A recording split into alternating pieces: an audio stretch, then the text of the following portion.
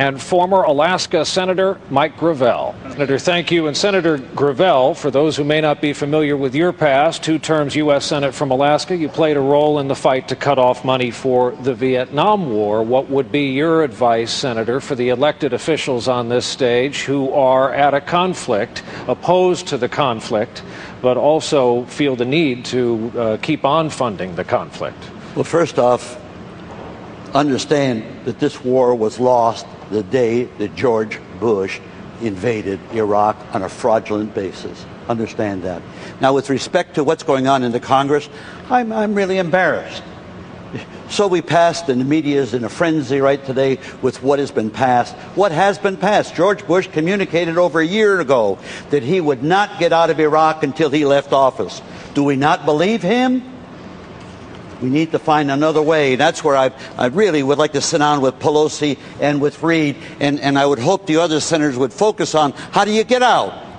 You pass a law, not a resolution, a law, making it a felony to stay there. And I'll give you the text of it. And if you're worried about filibuster, here's what you do tactically. They can pass it in the House. We got the votes there. In the Senate, let them filibuster it. And let Reid call up at 12 o'clock every day to have a cloture vote and let the American people see clearly who's keeping the war going and who's not. And that's just the beginning of the tactic if they're tough enough to do it. Senator Gravel, at a forum earlier this year, I want to get this right, you said it doesn't matter whether you are elected president or not.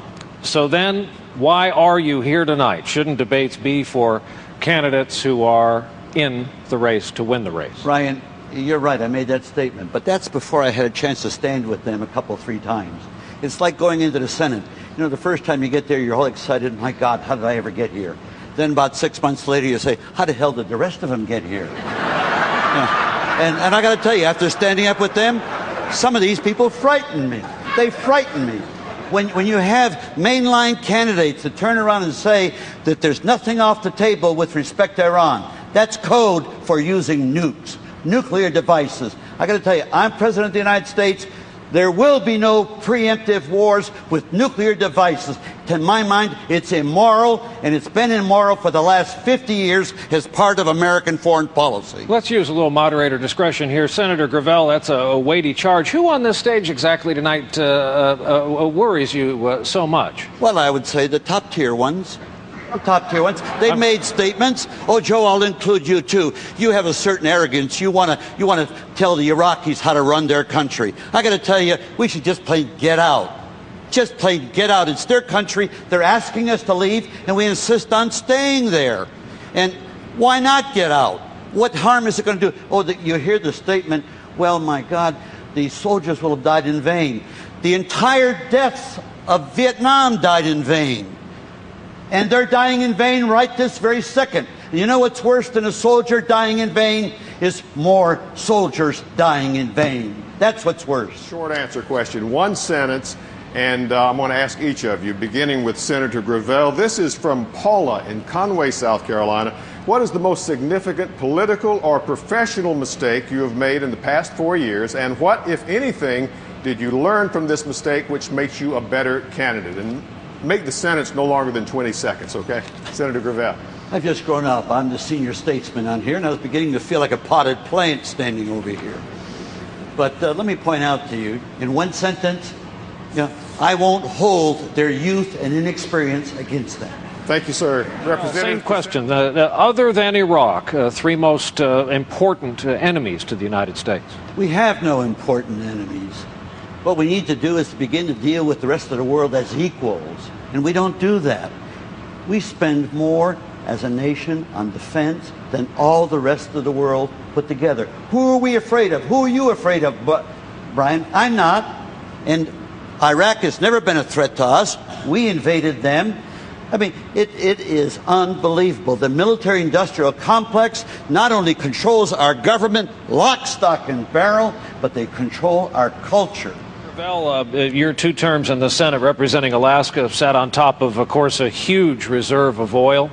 With the French system as the model, is the United States, in your view, woefully behind in its use of nuclear energy? No, not at all. I think there had to be a maturation process, and I'm the one that started the nuclear critique in this country. I'm also the one that denied the boots on the ground for George Bush today when I filibustered the end of the draft. And I'm also the one that brought about the Alaska pipeline by one vote in the Congress. So when you ask about the energy issues or the other issues, let me just tell you, I want to answer the question on the war and on what's going on. We are mischaracterizing terrorism. Terrorism has been with civilization from the beginning, and it will be there till the end. We're going to be as successful fighting terrorism as we are fighting drugs with a war. It doesn't work. What you have to do is to begin to change the whole foreign policy. The Republicans who are charging Democrats about not going for the defense of this country, my God, this invasion brought about more terrorists. Osama bin Laden must have been rolling in his blankets, how happy he was over our invading Iraq. Time is Senator Gravel, 30 seconds, please. No, with respect to Iran, we've sanctioned them for 26 years. We scared the bejesus out of them when the president says they're evil. Well, you know something? These things don't work. They don't work. We need to recognize them. And you know something? Who is the greatest violator of the Non-Proliferation Treaty? The United States of America. We signed a pledge that we would begin to disarm, and we're not doing it. We're expanding our nukes.